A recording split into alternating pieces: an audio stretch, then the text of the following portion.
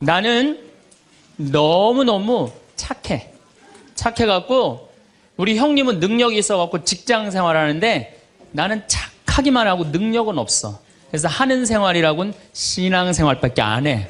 그런데 우리 시어머니가 형님한테 가서 살아야 되는데 능력 있는 큰형님은 못 모시고 착하기만 나만, 신앙생활하는 나만 내가 시어머니를 모셔. 근데 천사 같으니까 시어머니 모셔요. 내가 예수님 십자가 생각하고. 정말로 뭐 시어머니 잔소리, 노망 다 받아주고 그렇게 희생을 하고 사는데 추석날 딱 온 집안 식구가 모였는데 나한테 수고한다는 말하는 사람이 한 사람도 없어. 그럼 속에서 악마가 슬슬 질르기 시작해요. 이거 봐, 네가 착하니까 너를 우습게 보는 거야. 이용만 당하는 거야.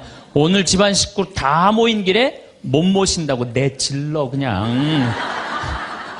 그 소리가 불긋불긋 일어나지 않아요?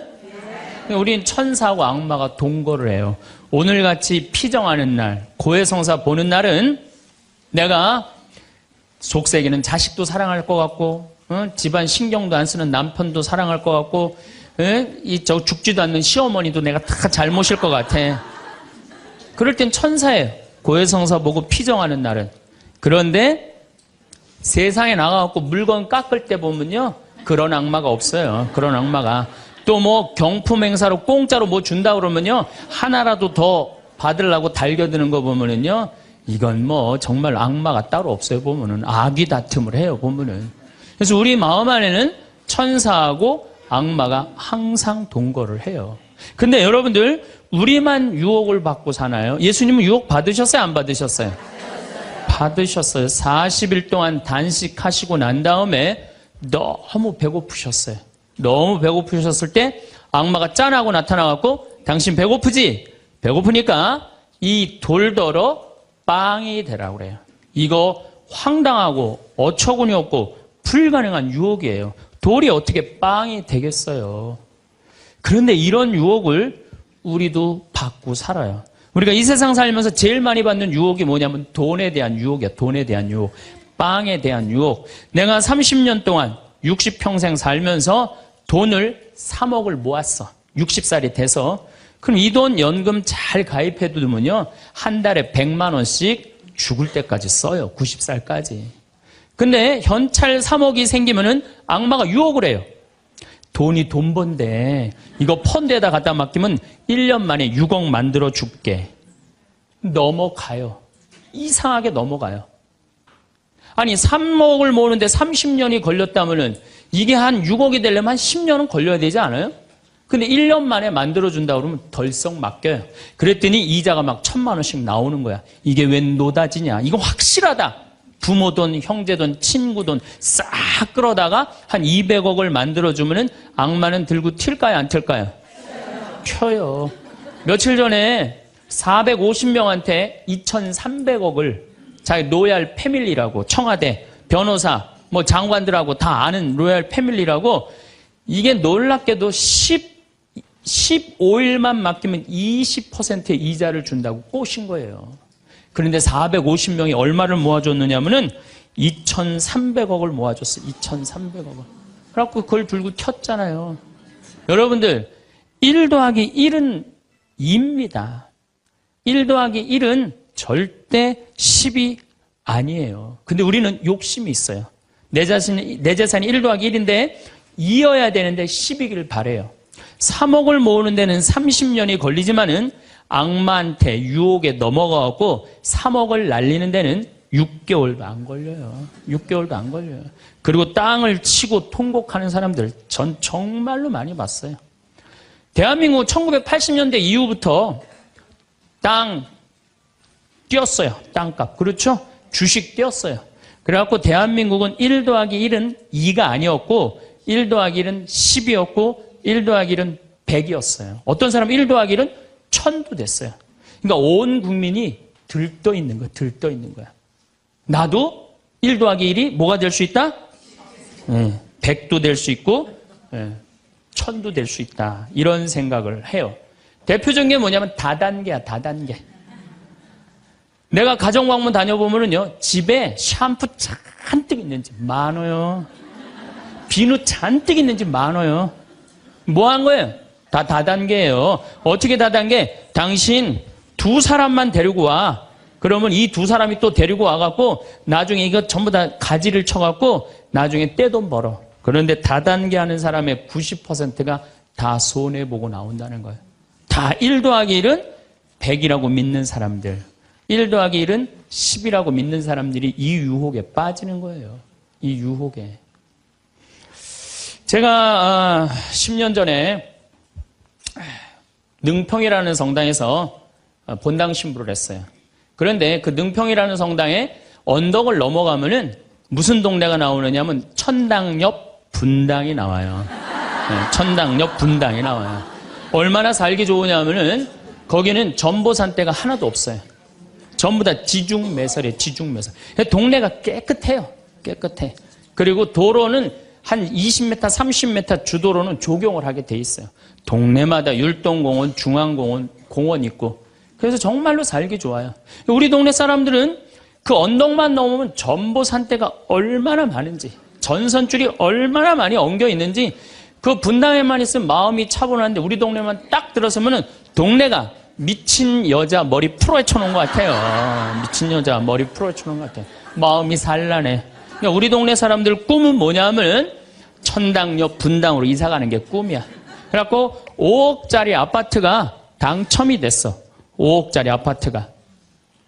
그런데 내가 가지고 있는 돈은 4억 5천밖에 안 돼. 이제 5천만 원만 있으면은 프리미엄이 붙어갖고 7억이 되는 거예요. 7억이 되는 거니까 1 더하기 1은 10이 되는 순간이에요. 근데 이 5천만 원이 구할 길이 없네.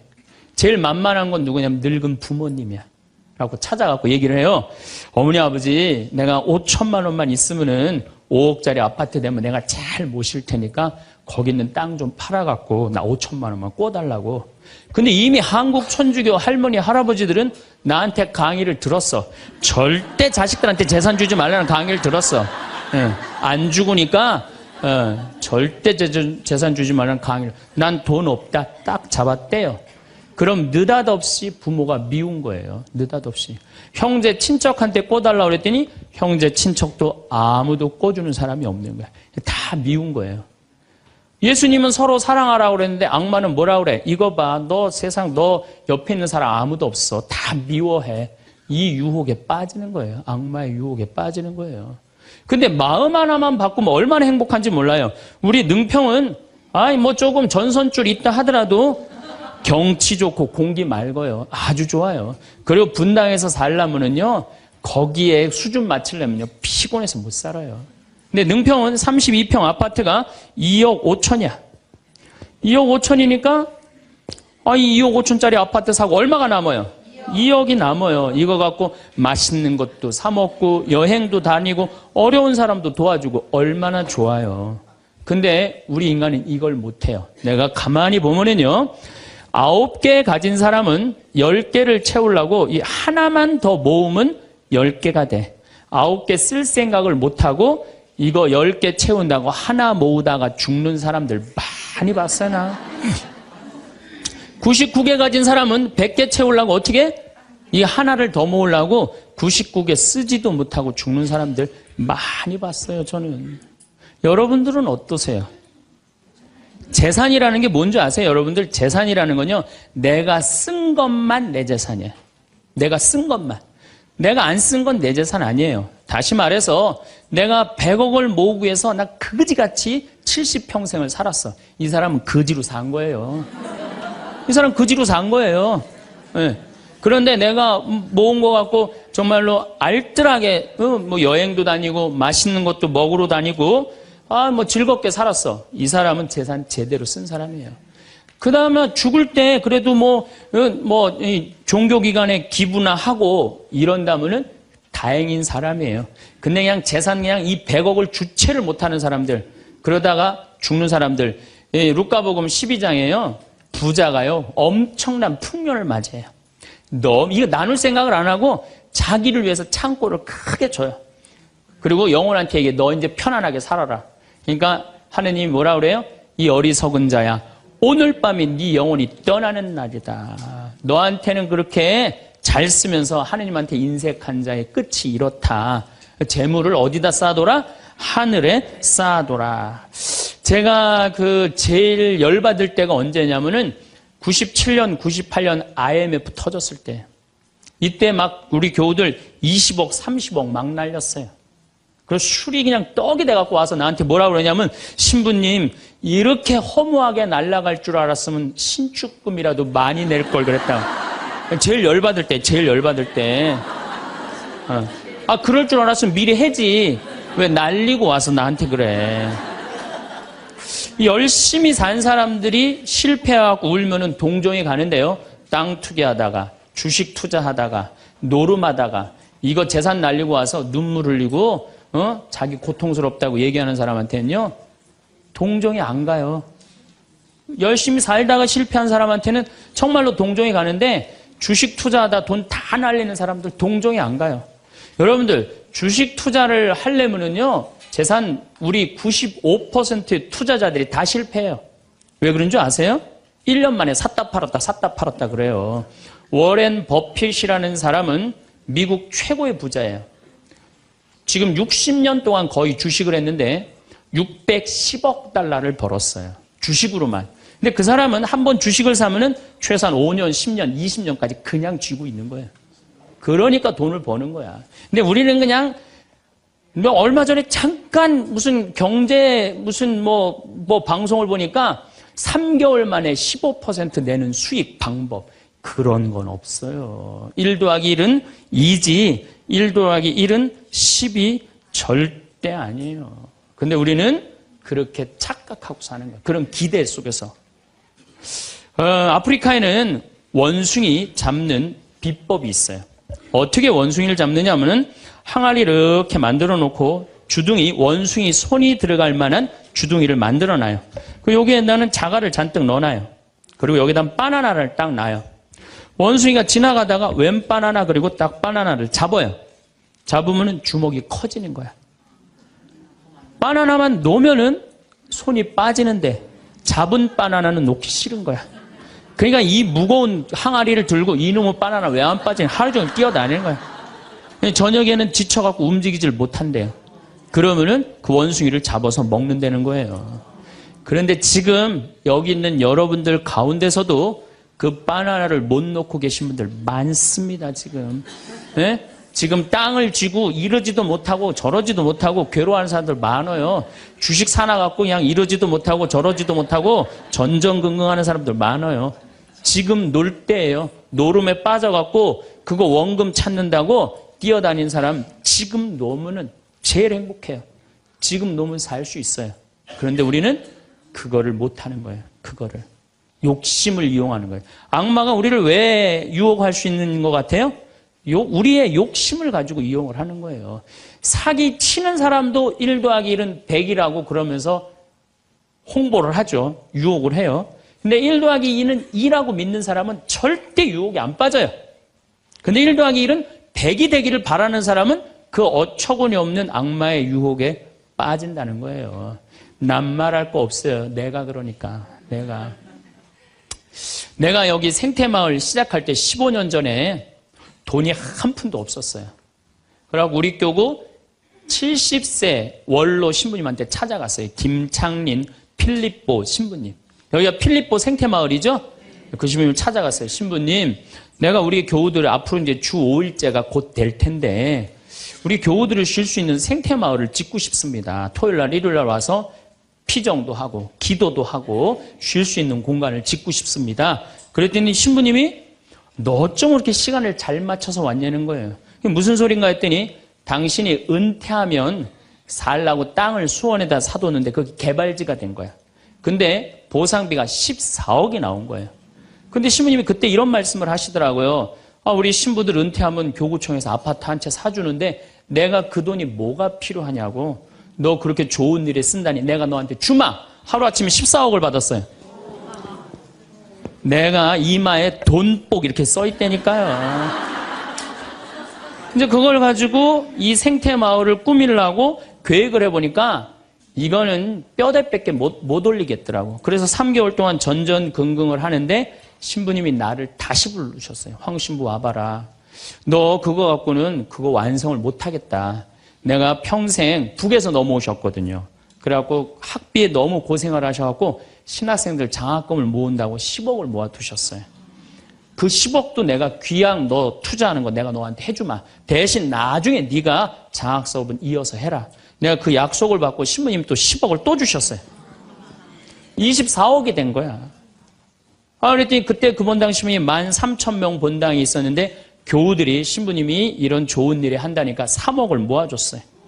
27억이 됐어. 완전히 돈벼락이 그냥 막 쏟아지는 거죠. 그랬더니 후배 신부들이, 우리 수원교구 후배 신부님들이 선배 최고 원로 신부님이 이런 사업에 한다니까 동참하겠다고 3억을 또 모아주셨어요. 그래갖고 30억이 돼갖고 이 생태 마을을 내가 진 거예요. 2년 만에. 어디 한번 모금 한번 안 다니고 그 신부님이 다 해주셨어요. 그래서 여기가 그 신부님 본명을 따서 필리포 생태 마을이 된 거예요. 아니 이렇게 30억을 해서 줘서 주셨으면은 내가 열심히 피정 지도하고, 여기 또 우리 농토 많으니까 농사 열심히 져갖고 뭐 황토 성당도 짓고 황토 찜질방도 짓고 황토집도 하나하나 져나가면 되는데 하루아침에 30억이 생기니까 내가 확 미쳐버리더라고요. 내가 일해서 이 하나하나 개발할 생각은 안 하고 어디 돈 많은 과부 없나 이것만 찾으러 다니는 거예요. 돈 많은 과부 없나. 이 미친 거죠. 제가 보기에는. 그래갖고 1년을 돈 많은 사람만 찾아다녔어요. 그것도 33, 4살밖에 안 된 새파란 신부가. 얼마나 이거 황당한 일이에요. 나도 1 더하기 1은 100이라고 생각을 한 거죠. 근데 그렇게 1년을 따라다녔는데 이게 또 부자들이 특징이 있어요. 도와줄 것 같으면서도 안 도와주고, 안 도와줄 것 같으면서도 도와줄 것 같이 말하고. 미치겠더라고요.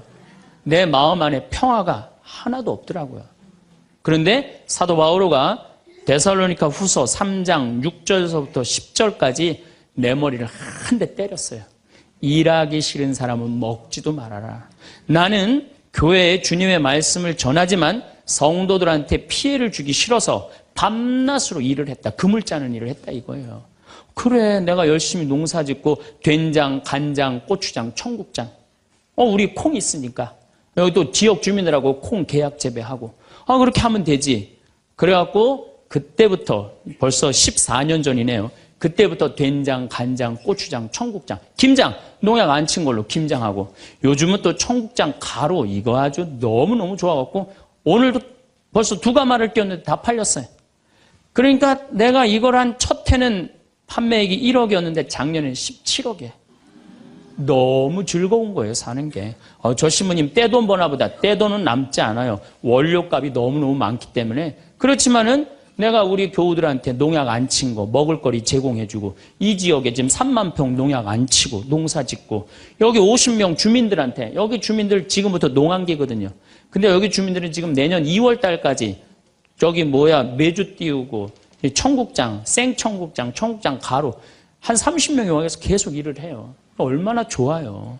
이러면서 내가 행복하게 살면 되는데, 아니 내가 미쳐갖고 그냥 한 1년 동안 돌아다닐 땐 마음이 평화롭지가 않더라고요. 여러분들 남의 재물을 탐낼 때부터요, 그때부터 평화는 깨지는 거예요. 남의 재물을 탐낼 때부터. 여러분들 우리 고모가 하나 있어. 근데 고모가 친척이 나라고 조카라고 나 하나밖에 없어. 근데 시집을 안 갔네 이 고모가. 근데 그냥 돈을 많이 벌어갖고 천당역 분당에 아파트도 한 채 있고 빌딩도 하나 있고 저기 통장에 돈도 많아. 그럼 이 조카가 저 고모 늙은 고모 죽으면은 저 재산이 누구한테 온다? 나한테 온다. 이 생각하는 순간부터 얘는 불행한 거예요. 고모 재물 탐내는 순간부터 얘는 불행한 거예요. 남의 재물을 탐내면 안 되는데 악마는 뭐라고 우리한테 유혹을 하느냐면 남의 재물을 탐내라고 유혹을 해요. 우리 어머니 아버지가 잘 살아. 저 재산 나한테 오겠지. 그때부터 얘는 일 안 해요. 딴 생각만 하는 거예요. 1 더하기 1은 2라고 생각 안 하고 1 더하기 1은 100이 된다고 생각을 하고 사는 거예요. 절대 평화롭지가 않아요. 또 여러분들 형제 중에 누가 잘 살아. 우리 형이 잘 살아. 누나가 잘 살아. 근데 내가 이번에 아이가 대학을 들어가. 나 등록금 좀 안 대주나. 이때부터 죄짓기 시작하는 거예요. 이때부터 미워하기 시작하는 거예요.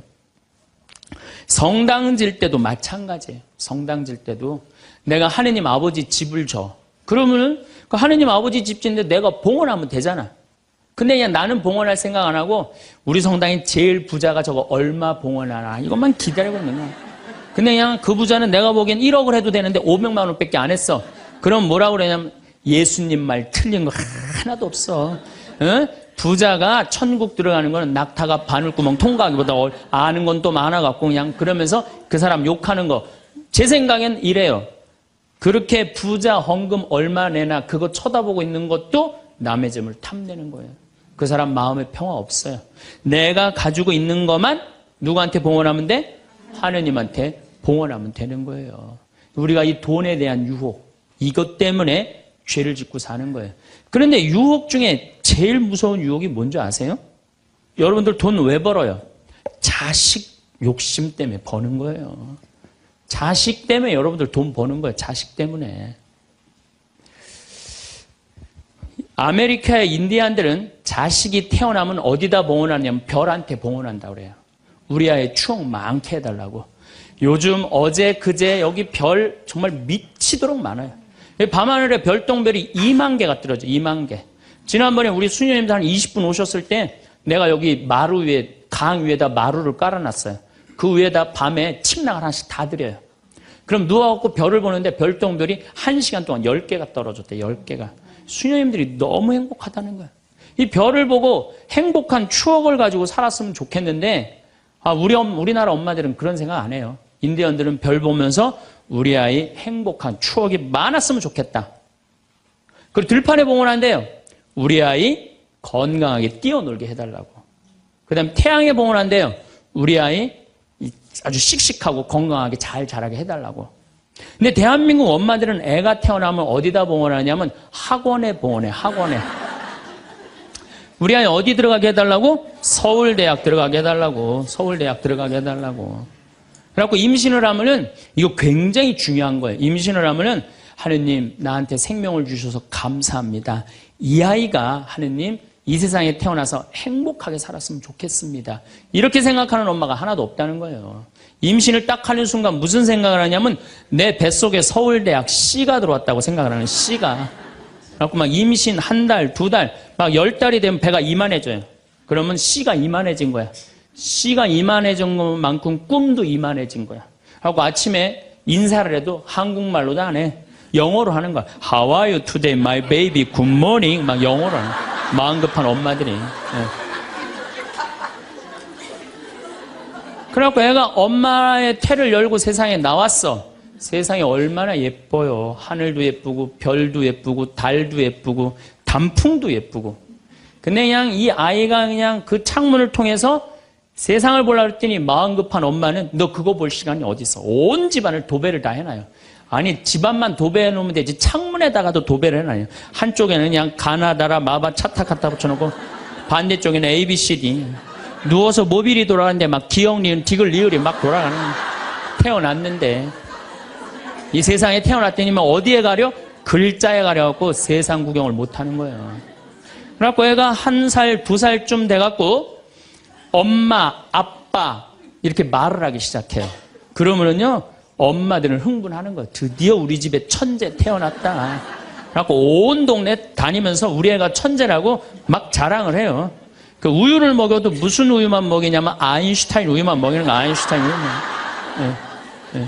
천재니까 아인슈타인 우유만 먹어. 엄마 아빠 그러면은 드디어 됐어. 너 다음 단계로 넘어가자. 1 더하기 1은 뭐냐? 이거 넘어가는 거야. 수학으로 넘어가는 거야. 이렇게 글자하고 숫자에 갇혀 사는 애는요 영혼이 망가진대요. 1살서부터 5살 때까지는요 엄마라고 애가 한 번 말하는데 10,000번을 연습을 해야 된대요. 아빠라고 말하는 데는 20,000번을 연습을 해야 된다고 그래요. 애가 엄마 아빠 그러면은 엄마 아빠들은 고마워해 줘야 돼.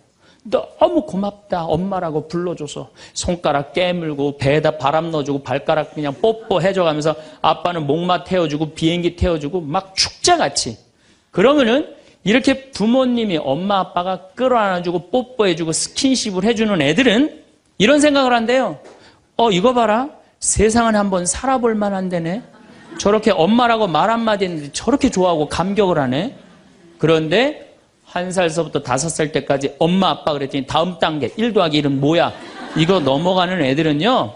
나중에 커서 컴퓨터 중독, 알코올 중독, 그 다음에 사춘기 때 무표정, 무반응, 무감동. 여러분들 자녀들 중에 사춘기 갖고 엄마 막 이렇게 쳐다보고 있는 애들 봐요, 안 봐요? 걔네들은 사춘기라 그런 게 아니야. 언제 망가뜨려 놓은 거냐면 1살서부터 5살 때까지 망가뜨려 놓은 거예요. 영혼을 망가뜨려 놓은 거예요. 프레벨이나 썸머힐이나 삐아제나 몬테소리 같은 유아 교육학자들이 말을 하기를 1살서부터 5살 때까지는 숫자나 언어를 인지하는 좌뇌가 발달하지 않는다고 그래요. 6살 때부터 좌뇌가 발달한다고 그래요. 근데 우리나라의 95%의 엄마들이 영세 교육을 해요. 태어나자마자부터 교육을 해요.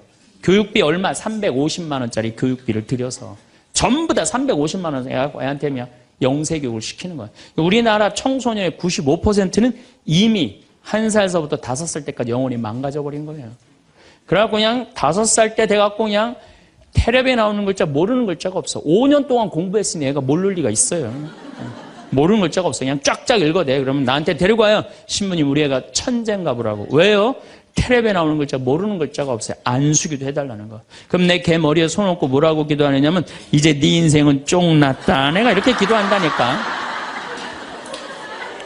걔 인생은 쫑난 거예요. 걔 인생은. 근데 이 사실을 아무도 몰라요. 아무도. 그래갖고 천재인 줄 알고 초등학교에 넣어놨더니 40명 중에 20등 해갖고 오는 거야. 받아쓰기 100점 중에 50점 받아오고. 그러면은 여러분들 자녀들이 5살 때 여러분들이 뭐라고 얘기를 하냐면 우리 아들 대통령 될 거라고, 우리 아들 의사 될 거라고, 변호사 될 거라고, 판검사 될 거라고. 그게 여러분들 행복한 외침이라고 생각하세요? 그게 여러분들을 불행하게 만드는 거예요. 그냥 내 아이가 생긴 대로 네가 하고 싶은 건 나중에 해라. 이런 사람은요 실망하지 않아요. 근데 막 5살 때 꿈에 부풀어 있는 거야. 대통령 될 거다, 판검사, 뭐 변호사 될 거다. 그랬는데 그냥 초등학교 딱 들어갔는데 40명 중에 20등 딱 해갖고 오고 100점 중에 50점 받아오면 이때부터 실망하기 시작하는 거야. 근데 문제는 얘는 이걸 받고 괴로워하지 않아요. 되게 공부 못하는 애들이요 성격이 느긋한 애들이 공부를 못해요. 내일 시험인데도 아무 근심 걱정 없이 막 놀이터에서 막 노는 애들, 걔네들이 공부 못하는 거거든요. 그냥 자기는 괴롭지도 않고 놀이터에서 놀면은 엄마는 그런 애를 보면 눈에서 광선이 나가는 거야. 광선이. 분노의 광선이 나가는 거야. 저놈의 새끼 저거 받고 저렇게 논다고. 아무리 때려도 말을 안 들어. 그냥 계속 40명 중에 20등 해갖고 오는 거야. 그러면 엄마는 슬프지만 괴롭지만 힘든 결정을 다시 한번 해요. 우유를 아인슈타인 우유에서 서울 우유로 바꿔요. 서울 우유로.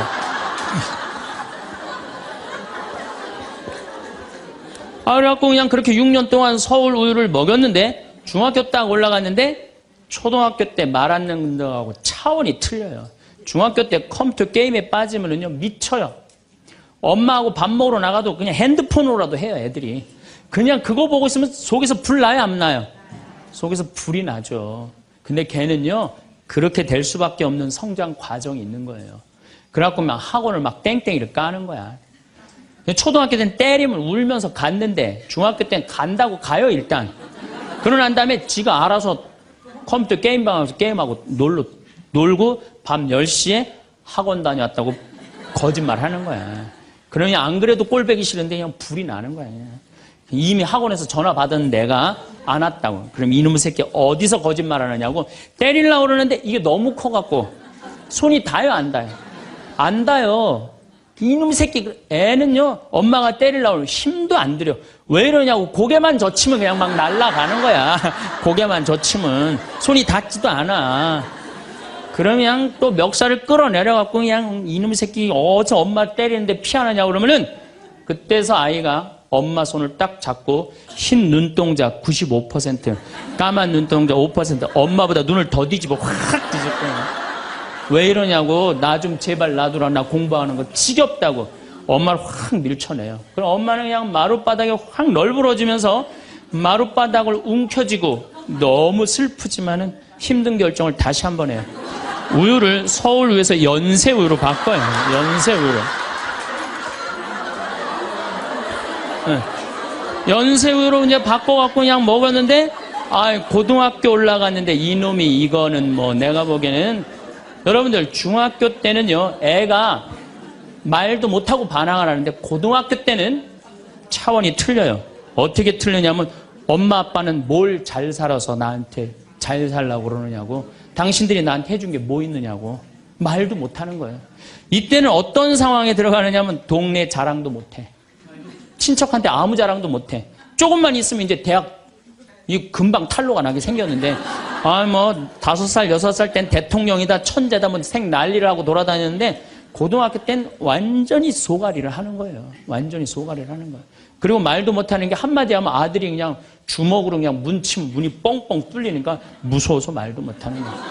그러면 그냥 동네에도 말 못하고 그냥 집에서도 말 못하고 엄마만 속병이 드는 거예요.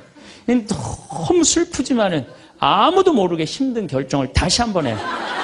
우유를 연세우유에서 건국우유로 바꿔요.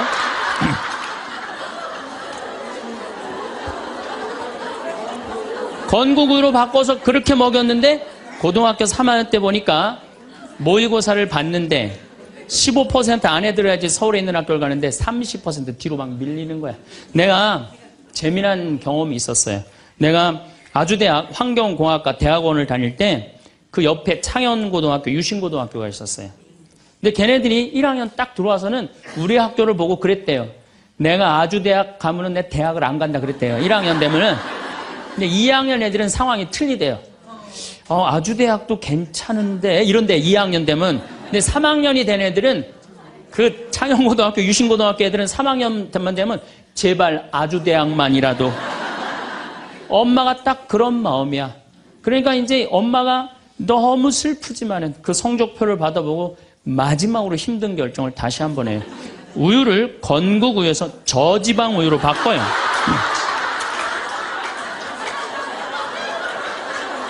저지방 우유로 바뀌는. 그래갖고 그냥 제발 지방대학은 가지 말라고. 그래갖고 그냥 지방대학 그렇게 가지 말라고 저지방 우유를 먹었는데 애가 결국은 지방대학을 갔어. 이때부터 자식이 미운 거예요. 자, 여러분도 한번 생각을 해봐요. 그 소중한 자식 태어났는데 처음부터 네 생긴 대로 살아라 그랬으면 20년 동안 사랑이 쌓였을 거예요. 근데 처음부터 자기가 먼저 대통령, 판검사 목표 설정해놓고 애가 따르지 않는다고 애를 미워한다. 애가 잘못하는 거 부모가 잘못하는 거예요. 나는 100번 부모가 잘못한다고 생각을 해요. 공부 못하면 어때요? 애가 건강하고 자기 행복하게 살면 되지. 내 목표에 애가 따르지 못한다고. 그리고 애들이 공부 못하는 거는 누구 머리 닮아서 공부 못해요? 여러분들 남자 여자는 XY고 여자는 XX죠? 그런데 이 Y 유전자는요 성을 결정하는 아주 최소한의 정보만 갖고 있어요. 대개 X 안에 모든 게 다 들어있어요. 그러니까 엄마 아빠한테 갖고 와봤자 엄마 걸 더 많이 갖고 와요. 그러니까 애들이 공부 못하는 건 거의 엄마 닮아서 공부 못하는 거예요. 아니 그러면은 애가 공부 못하면 자기 머리를 떨어야지 왜 애를 괴롭혀요? 그러니까 우리나라 초등학교, 중고등학교, 대학생 중에 부모하고 제일 사이 나쁜 세대가 대학생이 제일 나빠요. 그 정도는 부모하고 마음이 통해야 되는데, 말이 통해야 되는데 말이 안 통하는 거예요. 그냥 부모 싫다고 떠나가는 거예요. 자식 놓치는 거죠. 영원히 떠나가는 거예요. 자, 그런데 신부님, 내 아이는 너무 똑똑해요. 아주 착해요. 반에서 1등, 전교에서 1등 해갖고 서울대학 갔어요. 그런데 서울대학 간 자식도 사실은 별로 소용없어요. 서울대학 가갖고 얘가 졸업을 해갖고 삼성에 취직을 했어. 출근을 했는데 내가 나눴는데도 어쩜 저렇게 잘생겼어. 빛이 번쩍번쩍 나. 그렇게 빛이 번쩍번쩍 나. 너무 보기 좋은 거야. 내 자식이지만. 그런 자식일수록요, 잘하는데 아무런 도움도 주지 않은 나보다 훨씬 예쁘고 훨씬 젊은 여우 같은 며느리가 나타나서 낚아채 가는 거예요. 그날로 끝나는 거예요. 그날로. 여러분들, 옛날에는 부모 자식이 끈끈했어요. 왜 옛날에는 부모 자식이 끈끈했느냐면 평균 연령이 46세였을 때 100년 전만 해도 46세까지 못 살았어요. 20살에 결혼해갖고 내 나이가 40이 되면은 자식은, 큰아들은 나를 40 먹은 나를 몇 년만 모시면 되냐면 6년만 모시면 돼. 6년. 모실만해? 안 모실만해? 부모 6년 모시는 거 모실만해요. 그런데 부모가 46에 돌아가셨어. 그럼 내 효도 더 받아 먹으라고 3년 심효살이를 했어요. 산소 옆에 초막을 져서. 근데 만약에 40살 난 부모님이 돌아가시려고 그러면요, 20살 난 자식이 손가락 깨물어서 단지해줬어. 입에다가. 죽지 말라고. 옛날에 만약에 부모님이 돌아가려고 하는데 손가락 끊어갖고 단지를 안 하는 동네에서, 자식 있으면 동네에서 손가락질 했어요. 저 자식 부모 돌아가려고 하는데 손가락도 안 끊은 놈이라고. 옛날에는요, 자식들이 부모한테 애절했어요. 그런데 애절한 이유가 부모의 은혜가 고마워서 그걸 효도를 하려고? 전혀 이유는 다른 데 있어요. 동생이 17살, 14살, 11살, 8살, 5살, 2살이야. 아니 이렇게 줄줄이 나놓고 지금 이거 누가 키워야 돼? 장남이 키워야 돼. 장남이. 그러니까 죽어도 언제 죽어라? 2살까지 키워놓고 죽어라. 만약 우리 부모님이 2살까지 다 키워놨어. 그때까지 부모님이 살아있으면은요, 얘를 시집 장가 보낼 때까지 살아있으면 너무 고마웠고 차려준 잔치가 환갑잔치예요. 그리고 진짜 오래 살았다고 차려준 잔치가 진갑잔치예요. 이게 나아갈 진짜를 써. 60에서 더 나갔다. 이거 나가지 말아야 되는데 더 나갔다 이거예요. 그래서 진갑잔치야. 그리고 만약에 70까지 살았다. 이거는 부보의 시에 나오지만은 옛날부터 70까지 사는 것은 고자, 고래, 희박하게 온다 이거야. 70까지 사는 사람은 희박하다. 그래서 고희라는 단어를 쓰는 거예요. 이거 옛날엔 70까지 어떻게 살아요? 근데 요즘은 60 넘어도 갈 생각 해야 안 해요? 자, 나 60 넘었다. 손 들어보세요. 여기 지금 별로 없을 것 같은데 손 들어보세요. 아, 이게 문제라는 거예요. 60이 넘었으면 가야지. 평창으로 오면 어떻게 해? 평창으로 오면. 그런데 요즘 우리 직원들이 말을 하기를 뭐라고 그러냐면, 신부님 70이 됐는데요, 아줌마 같은 분들이 너무 많다는 거예요. 70에도 요즘 아줌마 같아요. 그래서 70에도 총각 같은 사람도 많아요. 예. 우리 아버지가 그래요. 아버지가 80인데도 총각 같아요. 지금 60세 되신 분들은 100살까지 삽니다. 몇 년 남았냐면 40년 남았어요. 40년. 지금 50살 되신 사람들은 110살까지 살아요. 몇 년 남았냐면 60년 남았어요. 60년. 자, 아니 오늘 방송에서 뭐라고 그랬냐면은 2040년에 평균 연령이 190살이라고. 90살. 2040년. 자, 그렇다면 여기 지금 50대신 분들 2040년이면은 80대예요. 그때 평균 연령 90이에요. 그럼 그때 다 100살 넘게 산다는 얘기예요. 제 말이 그냥 허투루 하는 말이 아니에요. 지금 40 넘은 사람들은 120살까지 살아요. 여러분들 120살까지 살 때 자식이 나 효도할 수 있어요? 노 갈등이 생기는 거예요. 노 갈등. 늙은 자식과 늙은 부모의 갈등이 생기는 거예요. 제가 대전에 가서 강의를 했어요. 강의를 했는데 노인대학에 가서 강의를 했어요. 그랬더니 할아버지 한 분이 오셔서, 머리가 하얀 할아버지야. 신부님, 제가 75인데요. 나 엄마 때문에 힘들어서 죽겠다는 거예요. 무슨 소린가 했더니 98살 먹은 엄마가 그렇게 잔소리라고 힘들게 한다는 거예요. 이거 먹고 싶다, 저거 먹고 싶다. 자기도 힘들어 죽겠는데 98살 먹은 엄마 때문에 힘들다는 거예요. 그래서 이제는 노 갈등, 늙은 부모와 늙은 자식의 갈등이 생기는 거예요. 또 얼마 전에는 하나 투어에서 난리가 났어요. 96살 먹은 할아버지가 배낭여행을 신청을 한 거예요. 96살짜리 할아버지가. 그래갖고 그냥 하나 투어에서 이걸 어떻게 해야 되느냐, 그래갖고 할아버지한테 전화를 했어요. 할아버지 96은 배낭여행 안 됩니다. 그때는 할아버지가 화를 내면서 걱정하지 말아라. 나는 아들하고 가니까 우리 아들이 다 잘해줄 거다. 아들이 몇 살인데 그러냐고. 우리 아들은 70살이다. 70살.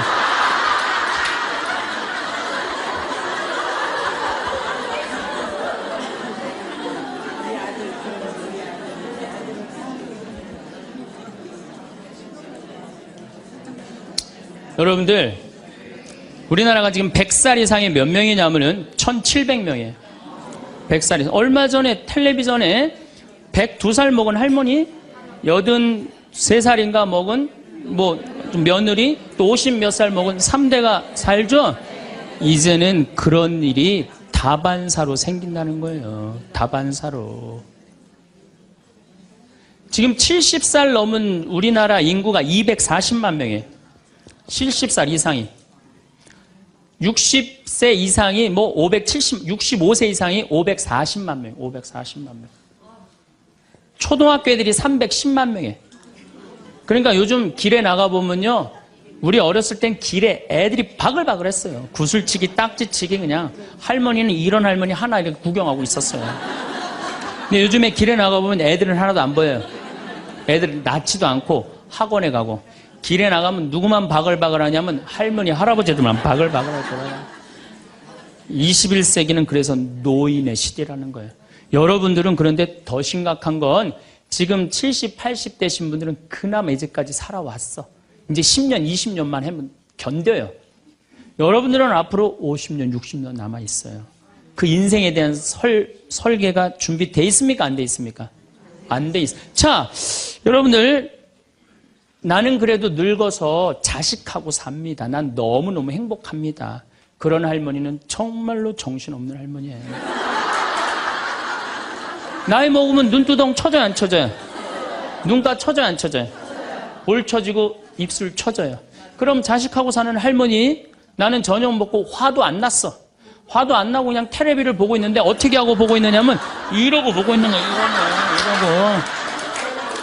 아들이 지나가다가 뭐가 화가 나는 일이 있어서 저러나. 제가 요즘 초등학교 강의를 많이 나가요. 초등학교 자모들. 예뻐요. 예뻐요. 정말로 예뻐요. 그냥 그 자모들이 이렇게 화장을 하고 오는데 웃으면은요, 눈꼬리 쫙 올라가고 입꼬리. 그러니까 그냥 화장들을 어떻게 연필로 막 위로 그리고 오잖아요. 이렇게. 네, 위로 그리고. 그런데 우리 할머니들은 아무리 그려도 결국은 떨어져요. 결국은 떨어져요. 문제는 아들은 괜찮아요. 며느리가 무슨 죄가 있어요? 며느리가 이제 저녁 차려놓고 시어머니 식사하시라고 문을 딱 두들겼어. 방문을 딱 열었는데 또 이 시어머니 전기세 아낀다고 불은 꺼놓고 깜깜한 방에서 텔레비만 보고 있는 거야. 텔레비만. 그래갖고 그냥 밥 먹으라고 그랬는데 머리 하얀. 밥 먹으라고 그냥 문을 열 때마다 그냥 심장이 떡떡 떨어지는 거예요. 심장이 떡떡 떨어지는 거예요. 여기 우리 응암리라는 곳에 92살인가 91살 먹은 친정 엄마를 63살 먹은 딸이 모시고 들어왔어요. 근데 이 자매가 하는 말이 자기는 평창에 들어와갖고 밤에 깜깜한 것도 하나도 안 무섭고 짐승 소리도 하나도 안 무섭대요. 뭐가 제일 무서우냐면 아침에 밭에 나가고 일하고 들어오고 이제 아침 먹으러 딱 들어오면은 엄마가 거실 정가운데 소파에 앉아갖고 91살 먹은 엄마가 이러고 쳐다보는 게 제일 무섭대. 제일 무섭대. 자, 그렇다면은 여러분들은 나이 60이 돼서 여러분들 옆에 있을 사람은 누굴까요? 그렇죠. 남편이에요. 남편인데 이 사실을 30년 동안 까맣게 까먹는 거예요. 이 사실을 30년 동안 까맣게 까먹고 누구한테 30년 동안 미쳐 있어요? 자식한테 미쳐 있는 거예요. 네, 자식한테 미쳐 있다가 이제 자식이 떠나면은 이런 생각을 해요. 나는 그동안 자식 키우느냐고 애썼으니까 이제는 찜질방도 가고 평창 생태마을 피정도 좀 가고 성주순례도 가고 내가 편안하게 살으리라 이런 생각을 하는데 전혀 예상치 못한 일이 벌어져요. 남자는 무슨 생각을 하냐면 30년 동안 떠돌아다니다가 귀소 본능이 생겨요. 이제는 마누라한테 돌아가리라 이런 마음이 들어요. 여자는 이제 편안하게 살려고 그러는데 남자는 귀소 본능이 생기는 거예요. 이때부터 부부 사이에 갈등이 생기는 거예요. 이때부터 전혀 부부의 사랑을 생각하지 못하고 자식한테만 미쳐있고 남자는 바깥에만 미쳐있다가 60에 딱 만나갖고 젊었을 때는 그렇게 맛있는 거 차려놓고 여보 일찍 들어와 그래도 안 들어오더니 이제 60 넘어서 굳이 집에 안 들어와도 되는데 때 따라 철 따라 찾아 들어오면 신경질이 나요 안 나요? 우리 마음 안에는 두 가지 모습이 함께 살고 있습니다. 마치 한 지붕 아래 사는 성격이 다른 두 식구와도 같습니다. 이 둘은 평생에 걸쳐 우리 안에서 동행합니다. 어떤 날은 세상을 다 품을 듯 너그러운 내가 깨어납니다. 창문으로 들어오는 아침 햇살이 유난히 따스하게 느껴지고 무심코 듣는 빗소리에도 마음이 씻기는 듯 맑아집니다. 이웃에게 따뜻한 말을 먼저 건네고 곁에 있는 사람의 손을 아무 대가 없이 잡아주는 그런 날입니다. 길가에 핀 이름 모를 들꽃 하나에도 발걸음을 멈추고 살아있다는 사실 자체가 벅찬 선물처럼 느껴집니다. 이런 날의 세상은 참으로 아름답습니다. 하지만 어떤 날은 마음속에 찬 바람이 부는 날카로운 내가 불쑥 주인이 됩니다. 나도 모르게 얼굴이 굳어지고 가까운 사람의 사소한 말 한마디에 마음이 날카로운 유리 조각에 긁힌 듯 쓰라립니다. 남이 이룬 작은 성공이 밤새 이룬 담벼락처럼 높아 보이고 내가 가진 것은 모래알처럼 초라하게만 느껴집니다. 왜 나는 이럴까 하는 자책과 저 사람은 왜 저럴까 하는 원망이 마음의 고요한 뜰을 어지럽힙니다. 이 두 가지 모습은 늘 우리 안에서 조용히 자리다툼을 합니다. 하루에도 몇 번씩 주인이 바뀝니다. 마음이 평온할 때는 너그러운 내가 주인이 되어 세상을 있는 그대로 보고 마음의 욕심이나 불안이 들어설 때는 날카로운 내가 주인이 되어 세상을 경계하고 탓합니다. 어떤 목소리에 귀를 기울이며 하루를 보내는가에 따라 그날의 색깔이 정해지고 그날들이 모여 우리 인생이라는 긴 그림의 무늬가 됩니다. 특히 돈 앞에서 우리 마음은 더 크게, 더 자주 흔들리기 쉽습니다. 하나에 하나를 더하면 둘이다. 이것은 세상의 당연한 이치이며 우리가 평생 땀과 성실함으로 지켜온 삶의 방식입니다. 하지만 어느 날 문득 하나에 하나를 더해 100을 만들 수 있다는 달콤한 속삭임이 들려옵니다. 하룻밤에 인생을 바꿀 수 있다는 이야기, 남들은 모르는 특별한 기회라는 유혹 앞에 반평생 쌓아온 지혜의 성벽이 속절없이 무너집니다. 머리로는 그것이 신기루일지 모른다는 것을 압니다. 하지만 혹시나 하는 마음, 나만 뒤처지는 건 아닐까 하는 불안감이 욕심의 마른 장작에 불을 지핍니다. 그 불길에 휩쓸려 평생 지켜온 평화와 안식을 잃어버리기도 합니다. 재물을 탐내는 순간 마음의 평화는 가장 먼저 금이 가기 시작합니다. 돈을 쫓는 동안 잠 못 이루는 밤이 늘어나고 가장 가까운 가족의 얼굴에서 신뢰가 사라집니다. 손에 더 많은 것을 쥐려 할수록 정작 마음은 더 가난해지는 것을 우리는 종종 잊고 살아갑니다. 진정한 부유함은 통장의 숫자에 있는 것이 아니라 이만하면 됐다 말할 수 있는 만족하는 마음에 있다는 것을 너무 늦게 깨닫습니다. 우리의 마음을 흔드는 또 하나의 큰 바람은 바로 자식입니다. 세상 그 무엇과도 바꿀 수 없는 우리의 가장 약한 고리이자 가장 강한 버팀목입니다. 자식은 신이 주신 가장 큰 선물이었습니다. 갓난아이의 작은 숨소리를 들으며 우리는 온 세상을 다 가진 것 같았습니다. 다른 것은 아무것도 바라지 않았습니다. 그저 건강하게만 자라다오. 너의 삶을 살며 행복하게만 살아다오. 그것이 우리의 유일하고 순수한 바람이었습니다. 하지만 아이가 자라면서 우리의 바람은 조금씩 모습을 바꿉니다. 나의 기대를 채워주는 자식이 되기를 바라고 세상에서 남부럽지 않은 성공을 이루어 나의 자랑이 되기를 바랍니다. 아이의 행복을 위한다는 명분이었지만 어느새 그것은 내가 이루지 못한 꿈을 대신 이뤄주길 바라는 나의 욕심이 되고 나의 목표가 되어버립니다. 아이는 그 무거운 기대를 어깨에 짊어지고 평생을 힘겨워합니다. 부모의 목표에 미치지 못했을 때 아이는 죄책감에 시달리고 부모는 아이를 보며 실망하고 서운해합니다. 사랑이라는 이름으로 서로에게 상처를 주는 것만큼 슬픈 일은 없습니다. 이제 우리는 아이를 있는 그대로 사랑하는 법을 다시 배워야 합니다. 아이가 선택한 길이 내 마음에 들지 않더라도 그 길 위에서 스스로 행복을 찾을 수 있도록 묵묵히 응원해 주는 것. 그것이 사랑의 마지막 단계입니다. 아이는 나의 자랑거리가 아니라 그 자체로 존중받아야 할 소중한 하나의 우주이기 때문입니다. 자식들이 모두 떠난 빈 둥지를 바라보며 느끼는 쓸쓸함은 이제 오롯이 나 자신을 위한 삶을 시작하라는 신호이기도 합니다. 살아온 세월만큼이나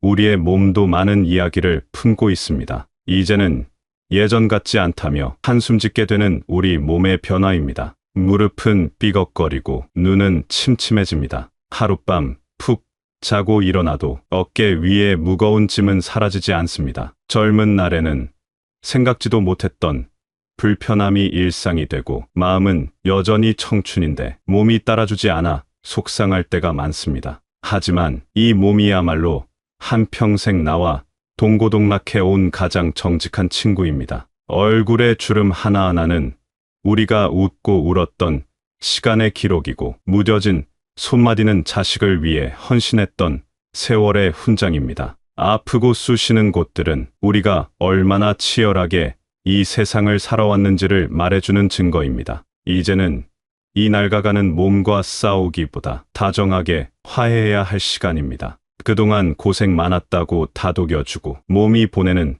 작은 신호에 귀를 기울여야 합니다. 조금 더 천천히 걷고 조금 더 일찍 잠자리에 들고 소박한 음식으로 속을 편안하게 해주는 것. 그것이 나 자신에게 베풀 수 있는 가장 큰 친절입니다. 몸의 속도에 삶의 속도를 맞출 때 우리는 비로소 새로운 평온을 경험할 수 있습니다. 정신없이 돈을 벌고 자식을 키우고 몸과 씨름하며 한 생을 보냈습니다. 이제 뒤를 돌아보니 저는 단 한 사람이 남아 있습니다. 평생 앞만 보고 달려오느라 바로 곁에서 함께 비바람을 맞으며 묵묵히 걸어온 사람을 잊고 살지는 않았는지 돌아봅니다. 자식들이 모두 떠난 텅 빈 집에서 마침내 우리는 어색하게 서로를 마주봅니다. 조금은 무심했고 때로는 원망스럽기도 했던 그 사람. 바로 나의 아내, 나의 남편입니다. 이 인생이라는 길고 험한 길의 마지막 동반자는 결국 서로뿐입니다.